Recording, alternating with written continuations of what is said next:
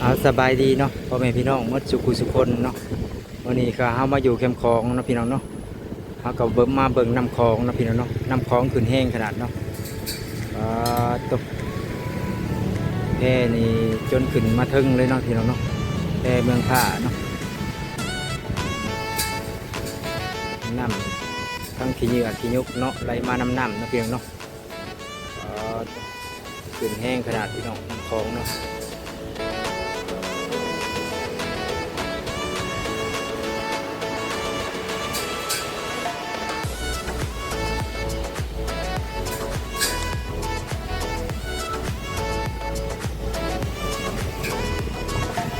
ทางนั่นเป็นทางมุกดาหารเด้อพี่น้องเด้อทางนี้สวรรณเขตเนาะ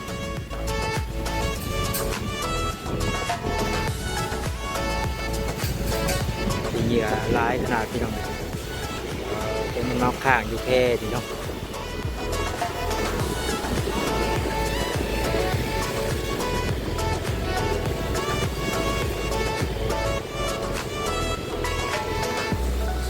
บรรยากาศยามแรงกับลมเย็นดีเนาะพี่น้องเนาะ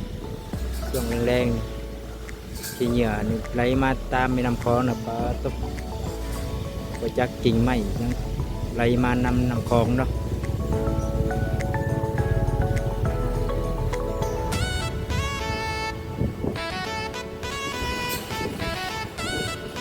ผู้สาวขี้เหนียวก็สาวออกจากแพเนาะแล้วมันสิเกาะลายเนาะตกจนท่วมกล้องตารางเพื่อนแพเลยเนาะพี่น้องเนาะแพก็จนขึ้นมาหอดเทิงพี่น้องเนาะตกที่ลึกน้ำคลองขึ้นเนาะพี่น้อง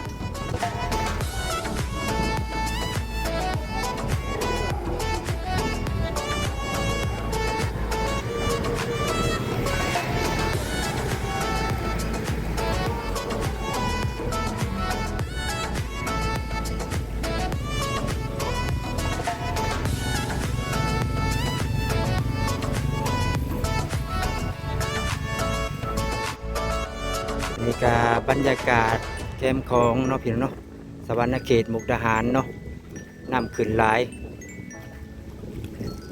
น้ำจนขึ้นมาหอดเทิงพี่น้องโอ้บรรยากาศยามแรงกับลมเย็นพี่น้องแดดก็บ่ค่อยมีเนาะเพราะมันบังขี้เมฆเนาะช่วงแรงๆเหมาะแก่การมาย่างออกกำลังกายอยู่แคมป์ของเนาะพี่น้องเนาะอันนี้กาบอนเพิ่นสร้างพระใหญ่เนาะพี่น้องเนาะยังบ่แล้วนะก็ได้อยู่ตีนบันไดเนาะพี่น้องเนาะที่เห็ดพระใหญ่เนาะพี่น้องเนาะ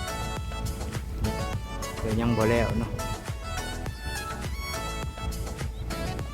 นี่ก็พญานาคเนาะพี่น้องเนาะ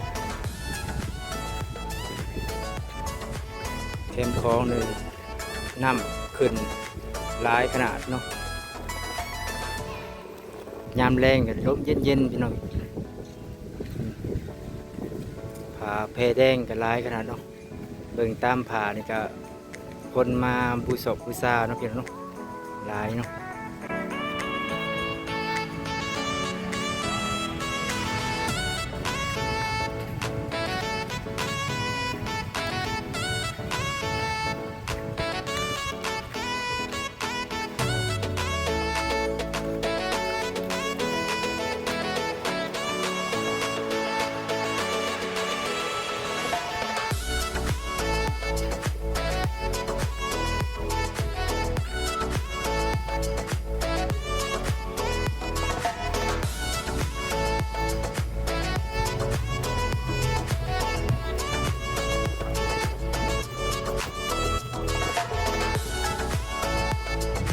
ผู้คนกับมายางออกกำลังกายยามแรงหลายเนาะพี่น้องเนาะอยู่แคมป์ของเนาะ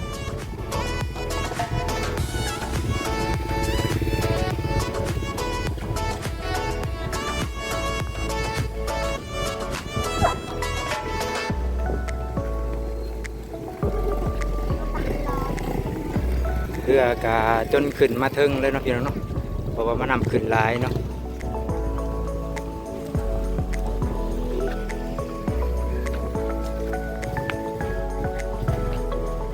ผ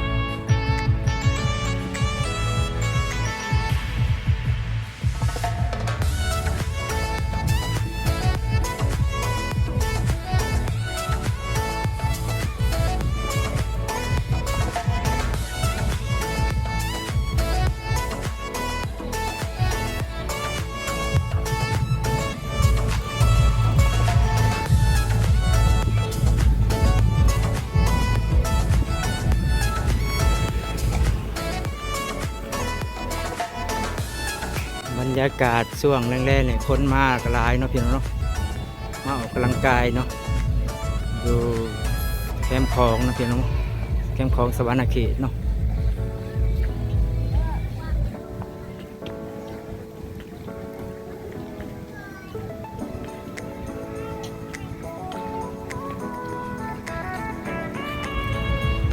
บรรยากาศกาลมเย็นๆเนาะพี่น้องเนาะ